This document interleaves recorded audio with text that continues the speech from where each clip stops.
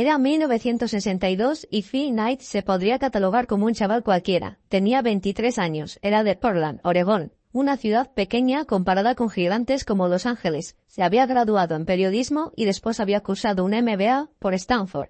Y estaba totalmente perdido en la vida. Eso sí, le encantaba el deporte. Él mismo practicaba atletismo desde que de pequeño le echaron del equipo de béisbol. Aunque no era un corredor excepcional, sí que era bueno. Una mañana en la que salió a correr, se decidió a avanzar en una dirección con la que llevaba tiempo pensando. El plan consistía en dar la vuelta al mundo y, de paso, tratar de asociarse con alguna empresa japonesa de calzado para vender sus productos en Estados Unidos. Su tesis era que los nuevos productos que estaba fabricando Japón tras la Segunda Guerra Mundial invadirían el mercado al ser mucho más baratos que los de otros países, sin perder calidad, como había pasado con las cámaras fotográficas.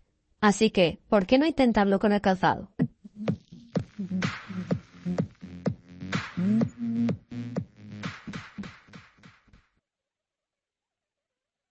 Convenció a un amigo para que fuese con él y a sus padres para que financiasen el viaje. Poco después despegaron rumbo a Hawái, donde cambiaron de planes a las primeras de cambio.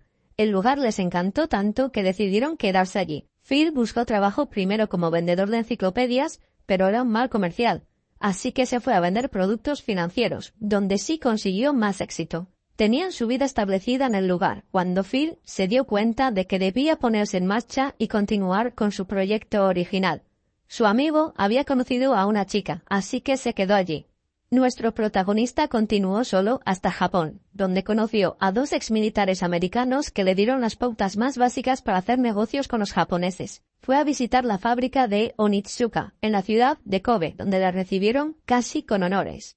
Reunido con los ejecutivos de la empresa, le preguntaron, antes de que pudiese empezar su discurso, para qué empresa trabajaba. Aquello desarmó a Phil, que no tenía ninguna empresa real, sino una idea alocada. Así que se inventó sobre la marcha el nombre de Blue Ribbon, en español cinta azul, que venía a ser la medalla de oro en las competiciones de atletismo de los institutos norteamericanos. Los jefes de Onitsuka estaban entusiasmados con la idea de entrar en el mercado americano y llevaron a Phil su modelo de zapatilla Tiger, distinto a lo que hacían empresas como Adidas o Puma. A este le gustó el diseño, así que pidió que le enviasen varias muestras de ese calzado a la dirección de la empresa, que, como habréis adivinado, era la de la casa de sus padres con los que vivía. En esa muestra se gastó $50, el primer aporte que puso en el negocio, y con el que terminó construyendo una de las empresas más grandes de todo el mundo. A partir de ahí, Phil se debatió entre volver a casa de inmediato para esperar el envío y centrarse en su idea de negocio o continuar con el viaje. Finalmente optó por esto último y fue a lugares como Hong Kong, Filipinas, Calcuta, Nepal, Roma o París, antes de regresar a Portland, varios meses después. Para su sorpresa, las zapatillas aún no habían llegado. Su padre dio el dinero por perdido y Phil tuvo que empezar a preocuparse por ganar un salario estable. Así que estudió para acreditarse como contable mientras trabajaba en un despacho profesional. Las zapatillas finalmente llegaron casi un año después y causaron sensación. Enseguida mandó varios pares a su entrenador de la universidad, Bill Bowerman, que era un apasionado del calzado deportivo. Sin embargo, las tiendas lo rechazaban continuamente, así que se vio obligado a vender directamente al público en competiciones deportivas. Durante el primer año facturó $8,000 y se asoció con Bowerman para fundar oficialmente Blue Ribbon, con un 51% del capital en manos de Phil. Ya desde el principio la relación con los japoneses fue complicada. Los envíos nunca llegaban a tiempo, porque Onitsuka se encargaba de servir primero al mercado local antes de exportar los excedentes. Además, aunque en teoría Blue Ribbon era el distribuidor exclusivo en la costa oeste, apareció otro entrenador de instituto que se proclamaba como el único distribuidor nacional.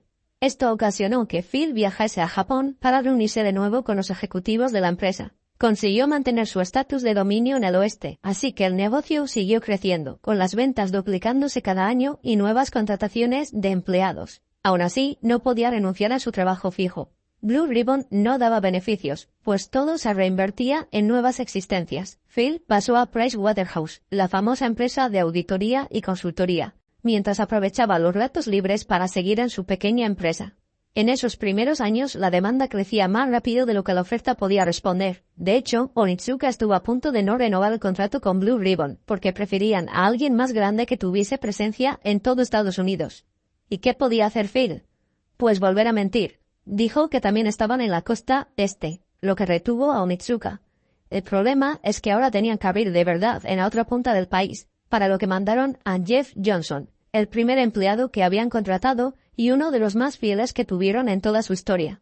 Además, había abierto en California la primera tienda Blue Ribbon. La cifra de negocio ya era de $84,000 anuales.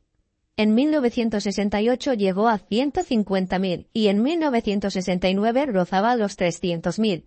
Así que Phil decidió otorgarse su primer sueldo, de $18,000 anuales. De todos modos, la grandeza de Adidas y Puma todavía les eclipsaba, como se demostró en los Juegos Olímpicos de Ciudad de México en 1968, donde nadie visitó el stand que la empresa había montado en la Villa Olímpica. No obstante, se mantuvieron creciendo, lo que no dejaba de traer problemas de liquidez. En un momento dado, el banco con el que trabajaban rompió con ellos por miedo a que ese ritmo de actividad les dejase un agujero cada vez mayor, con lo que tuvieron que buscarse una nueva entidad dispuesta a financiarlos. Por si esto fuese poco, uno de los ejecutivos de Onitsuka, Kitami, fue a recorrer Estados Unidos. Sospecharon que se debía a que quería visitar a otros distribuidores para dejarles en la estacada, una hipótesis que más adelante se confirmaría. La razón detrás de esto es que los japoneses creían que las ventas no crecían lo suficiente, a pesar de subir un 100% todos los años. Viendo esta crisis inminente, Phil decidió con sus hombres de confianza abrir otra línea de negocio con zapatillas de fútbol americano.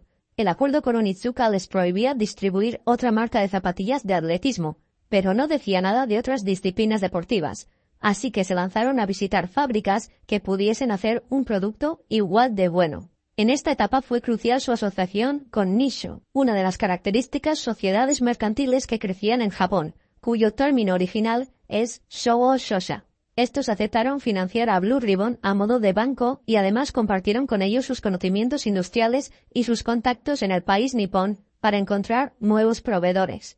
Así fue como nació Nike, cuyo logo fue diseñado por una estudiante universitaria a la que contrataron.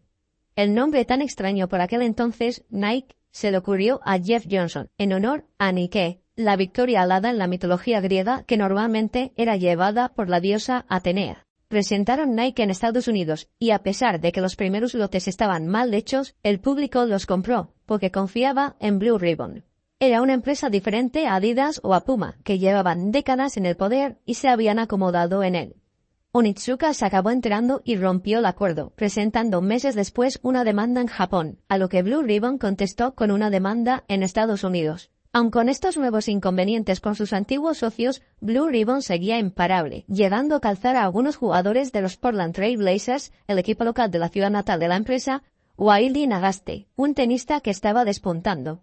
Las ventas en 1973 habían llegado hasta casi $5 millones. Para no variar, el presidente Nixon anuló el tipo de cambio fijo entre el dólar estadounidense y el yen japonés y pasó a ser un tipo de cambio flotante, encareciendo las importaciones y obligando a la empresa a buscar nuevas fábricas en otros países, incluido Estados Unidos, donde compraron una nave destartalada en New Hampshire que con los años se convirtió en su centro de innovación y desarrollo.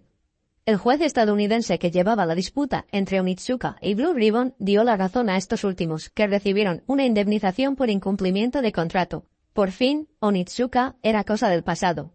Por cierto, quizás tengas algo de Onitsuka, puesto que en 1977 se convirtieron en ASICS, a la que seguramente conozcas.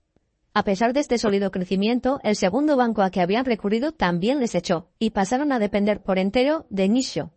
En aquel momento les habrían podido hundir por completo, pero apostaron por ellos. Y vaya si acertaron, porque Nike logró popularizar el calzado deportivo para la vida cotidiana, haciendo explotar una vez más el importe de ventas.